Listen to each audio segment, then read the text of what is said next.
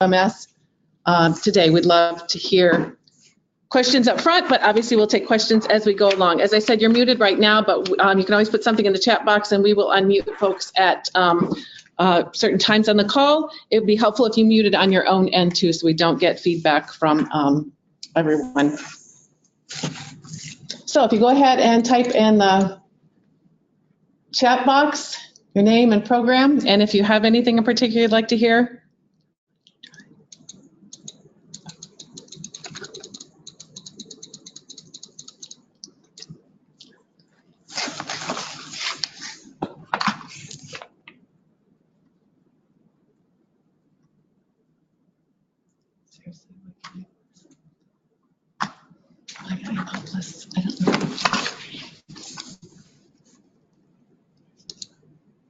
I just want to say hi.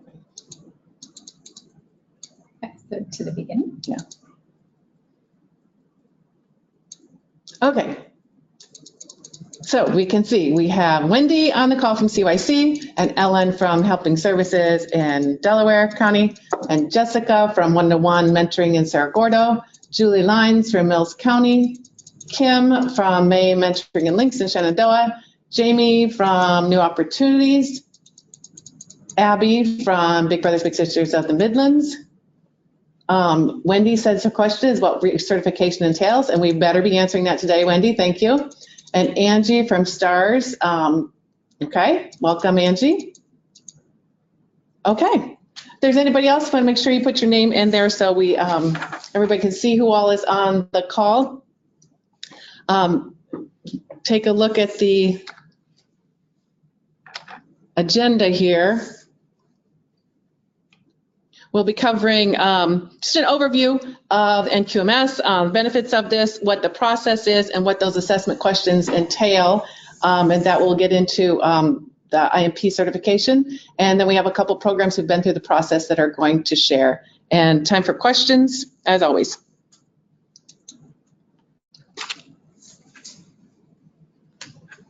Okay, so we're going to go over what is NQMS. Stands for the National Quality Mentoring System.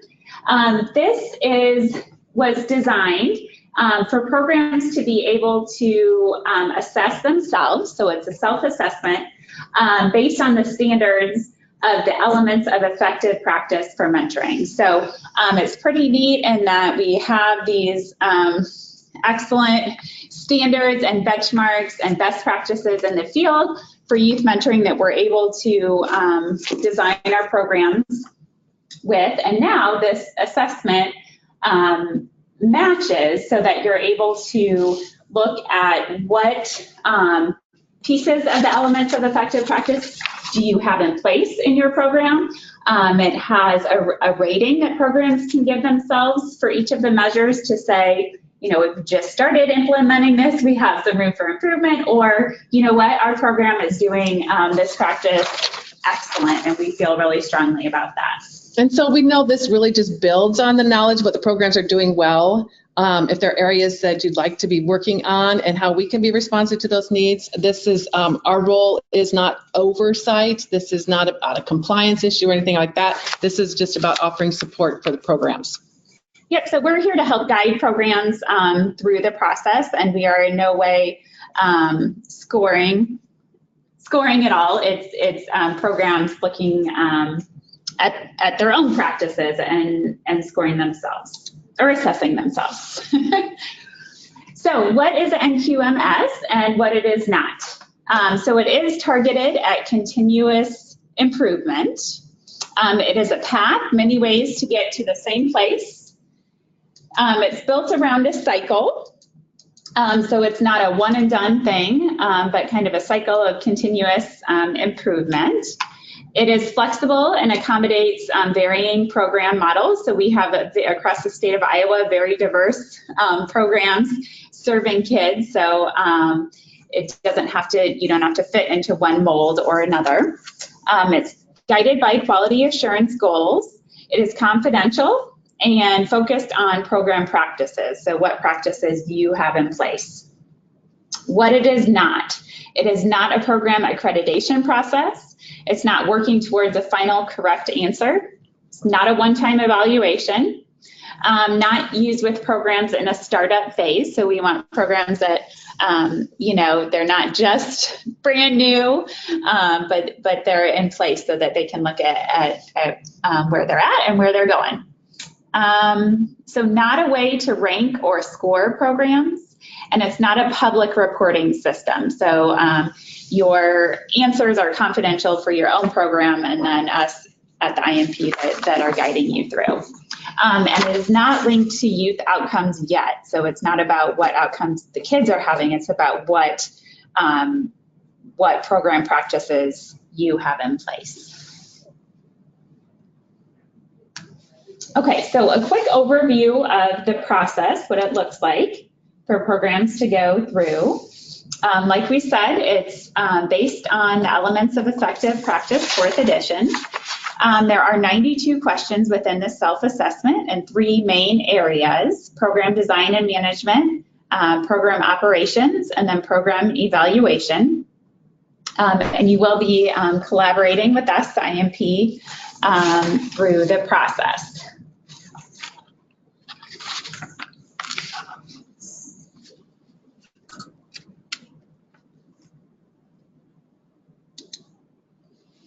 So the benefits of this system are providing more in-depth assessment of organizational strengths and looking at areas of growth. Our certification process before covered elements of effective practice, which this goes into depth in the middle section of it, but it also looks at program design as well as evaluation. And it is more in depth that you will be uploading some pieces and really drilling down in some of these practices and talking about them.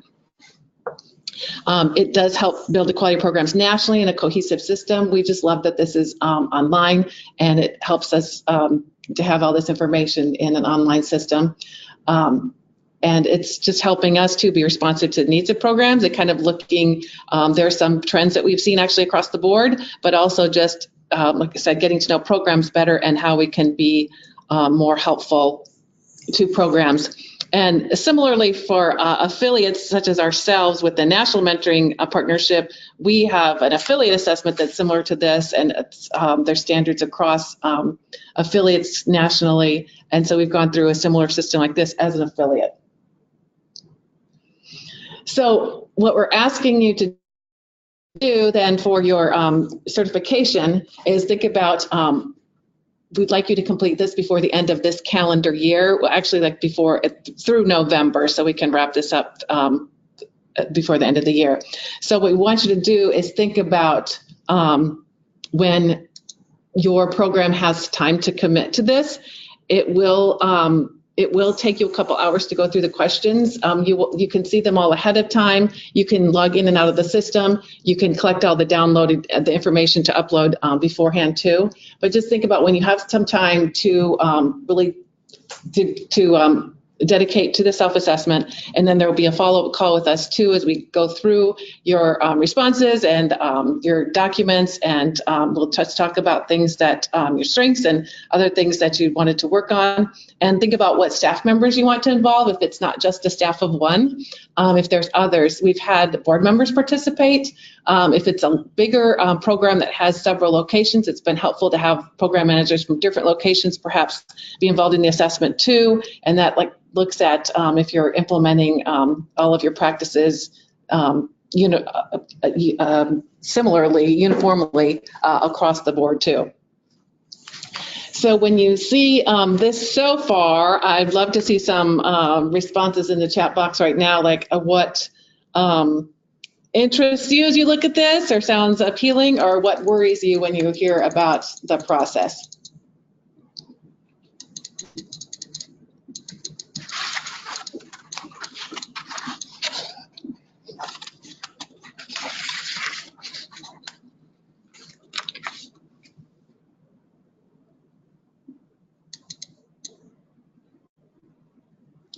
Oh, you can see the questions as soon as we get off the call, Wendy. There, yeah, we can send them out to everybody.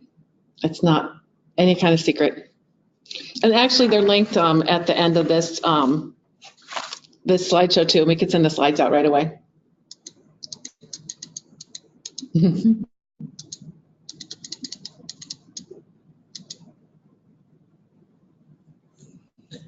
So this should be completed by the end of November of 2019. So what we're going to ask you to do though is look, we cannot process these all in November. So we'd like programs to look at, like we said, when you can dedicate some time, and we're going to schedule those out. So Nicole and Chad and I here, we work on NQMS together, and there'll be two of us working with each program, but you'll have a point person on staff for each program, and they'll reach out to you after this call and try to get you set up with what month you think you would be able to engage in the process, and then we'll send you a reminder at the beginning of that month and instructions again how to get connected online.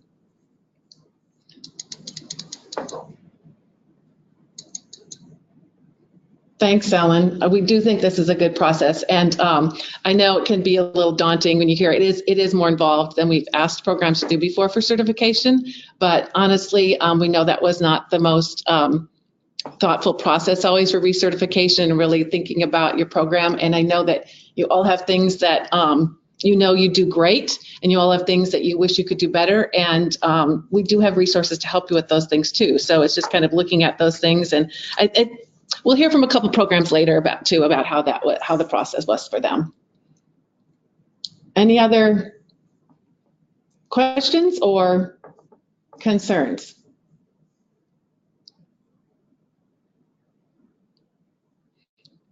Okay, we'll have more time, or if you think of anything at any time, put something in the chat box. Okay, so our next slide here is an overview of the steps. There's 7 steps for going through the process. We have the first 5 on this slide. And this is, as you can see at the bottom, after those 5 steps, it says IMP certification can be approved at this point. So after we get your program through those 5 steps, at that time, we can do the recertification, and then the next couple steps can happen after that. So number 1, the online system is through the mentoring connector. So most of you probably, hopefully already have an account in there, and we can help with any technical problems. Check, you did the first step. All right. Yes, if you have. The next one is that we will, like Mary said, Chad, myself and Mary will be in touch with our programs that we're going to be guiding through the process. And when you are ready, we will have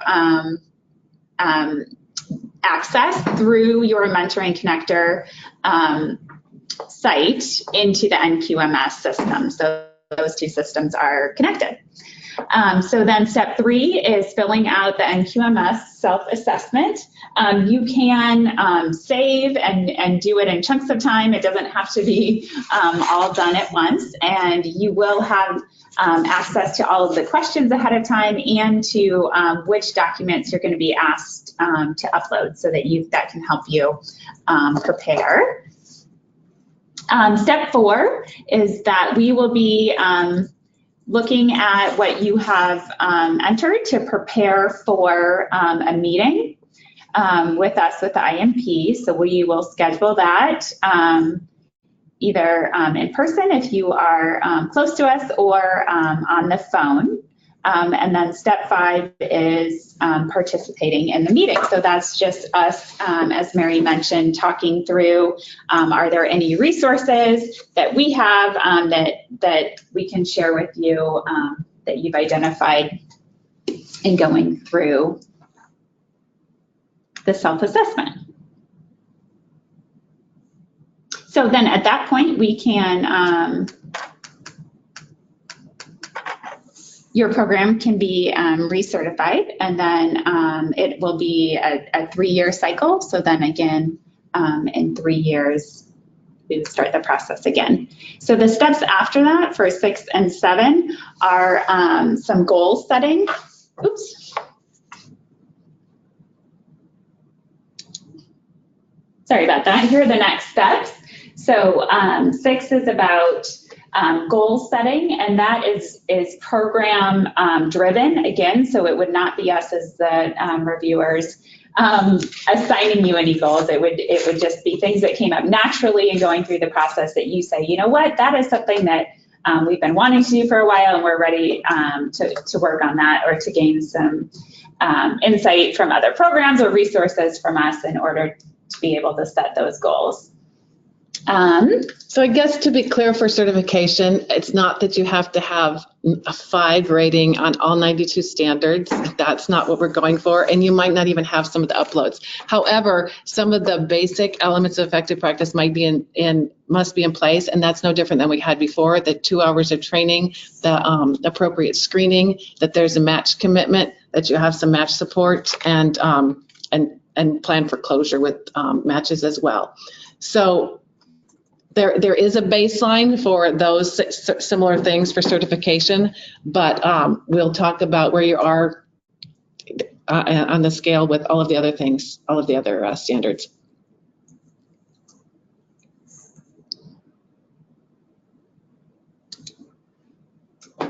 Okay, so NQMS does have a badging system that goes along with it. So you can see the 2 different, there's a step 1 and a step 2. So step 1 is initiated, which means that you have completed the assessment and that you participated in the review with us, uploaded the statement of accuracy, and then create and agree to complete the I&I plan. The Innovation and Improvement Plan is what that stands for, and that was the goal setting part. So at that point, you can have the step 1 initiated badge through NQMS. And then step 2 would be progressing, which means that you have completed a work plan, including 3 to 5 quality improvement goals. And then you've shown some that those goals have been updated. So you're moving forward or making progress to reflect what you've been doing to meet those goals. So that would be step 2. So as Mary mentioned, these badges or completing this system is not based on a score. It's not, a pass, fail, or graded in any way at all. It's just that you are engaging in the process and working on the continuous improvement and have done the self-assessment. So the questions are divided into 3 categories: the program design and management, and that list shows you kind of those different areas that addresses. The program operations are all about the elements, and that's the largest portion of this. And then there's some questions at the end about program evaluation. So there are 2 to 5 questions in most of these areas, and you indicate whether each of these items are in practice or not, and then you rate them on a scale of 1 to 5, how well your program is currently implementing the practice. And we will provide, there's a universal definition for those ratings 1 through 5, so we'll provide that to you. So we're all, those numbers all mean the same thing to us. There are some document uploads that are required, and they're listed here: strategic plan, organizational chart, a marketing or communications plan, mentor and mentee recruitment plans, a logic model, and evaluation plan. And there's the link to the assessment question. So we send this out, you'll have that, have all of those. If you're just looking at this document list right here, if you know this is not something that you don't have some of these documents, it doesn't mean you have to go create these before you do the self-assessment. You can just say, no, we don't have it. If there's an issue about, you can upload the same document for several of these things. You might have one document that incorporates some of those things. And so if you need to upload something in several places, it might be the same material.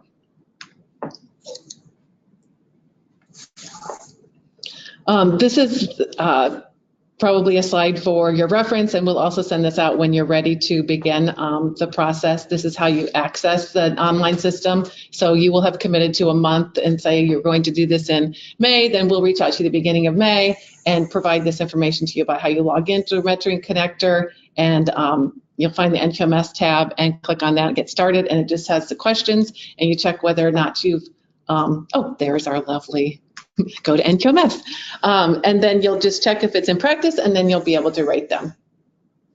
But these slides will just be a good reference for when you get into the system. So I see Abby has a comment in the chat box.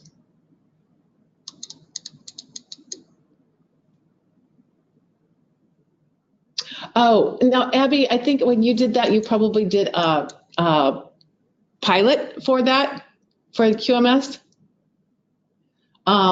And so it is the system based on that. So some of our programs piloted this for Mentor Nationally when they were doing that. So that's, you probably did see it is that system, but hopefully some of those bugs and kinks have been worked out, and it's a little bit more robust than what was tested. So we have a couple of programs on the call that have participated in the NQMS process. So Kim, we're going to unmute you, and Kim from May Mentoring and Links to Links, and Shenandoah is going to tell us about what it was like for her to go through the NQMS process.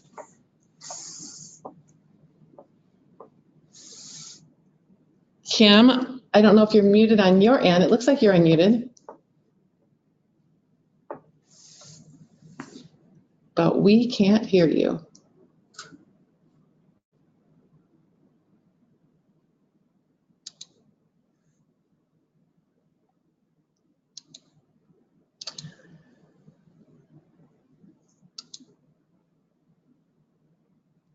So Kim, we can't hear you. So I don't know if you can call in instead of trying to use your computer. And in the meantime, we can go to, if you'd like to unmute Val in Independence, she could share her experience.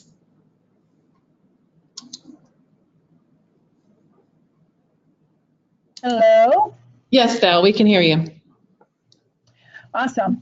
I'm Val Maximovich from the Independence Community Schools Mentoring Program.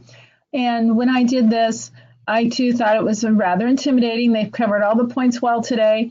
The biggest thing for me is I just decided that every morning from 8 to 9 for 2 weeks, I would work on just this project. And being able to go back into the program was very, very good. And then knowing that when you get to the follow-up meeting, it's really not intimidating whatsoever. It really is just confirming your strengths and weaknesses. And when you go into it, you pretty much know yourself once you answer the questions where your weak spots are. I tried to keep a side journal of what I thought was my weakness. So then when I got to the meeting with them, it was more productive. So I could say, you know, I saw that that was a weak point for me. I'm thinking about it. I talked to my advisory committee about it, whatever it might be. So I kind of had some answers or questions for MP to work those things through. That was a big deal for me. And then the last thing that was absolutely a gift was having technical assistance. Again, that was something that may sound intimidating from National Mentor, but they allow IMP to work with you. So it's people you know. And one of my weak spots was organizing my handbook by the elements of practice. And so it was just amazing how fast that came together. And it's definitely something that I would never have had time to do. And without this review and recertification, I wouldn't have been able to identify those things because we just don't take the time to do it.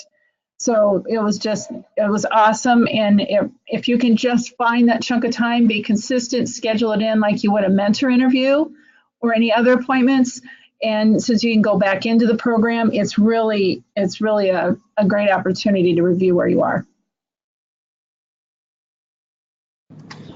Thanks, Val. And I'm glad you mentioned too the technical assistance. So that is our role, is like, how can we help you with some of the follow-up work? And we do have our Vista that's been working with some programs to do such things as pulling materials together for a program manual, or helping them find other resources if they wanted to update, say your interview questions, or match support has been one thing, and some match support questions, something like that. So that's when I'm talking about resources. We have manpower that we can dedicate to helping you achieve some of your goals. Go ahead. What's nice about it too is it's, even though it's a month of your time, then when you have the technical assistance or the questions answered, whatever manner you're going through this with, you know you've got it done. You know, it's not something it's going to hang on for 6 months. You know, you've attacked these 4 or 5 things, or you know, just your handbook or just training questions or any of those things, you know that it's a short term. So in the end, it's really not so bad because it's not going to last for a year, which it might last otherwise because you just keep putting it off.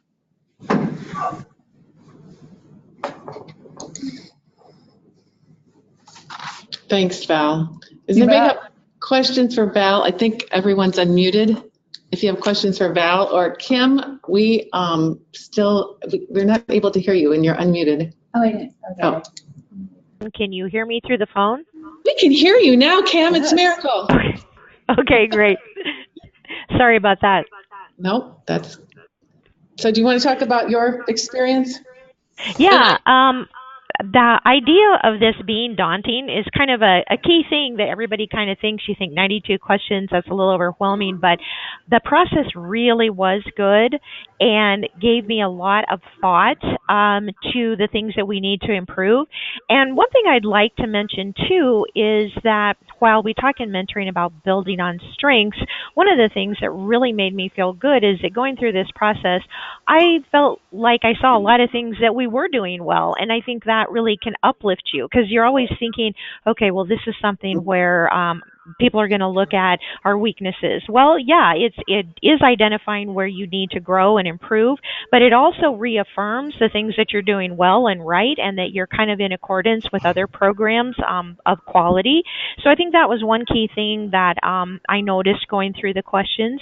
But then again, yes, it's a focus on where you can improve, and we can all improve. And I know that for our program, we had done some strategic planning years ago, but we hadn't kept that as an ongoing living document the way that we really need to keep looking at it.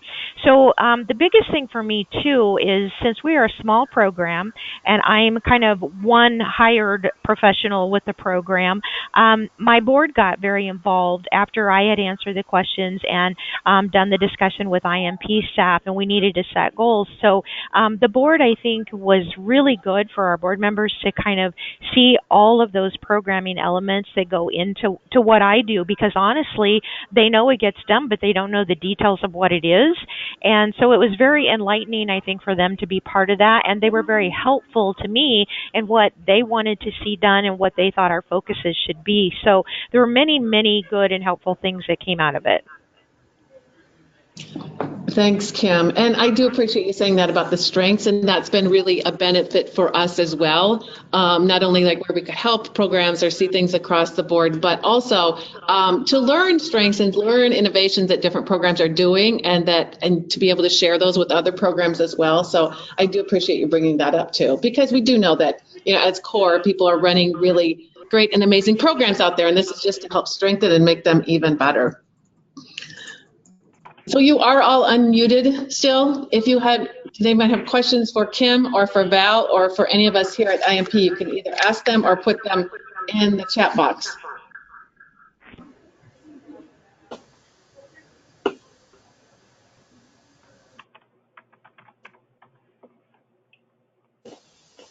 I can't believe we've answered everyone's questions. I do want to reiterate that it is a change, that this will be a 3-year process now, recognizing that this is a little bit more intensive, and that it's about continuous improvement too.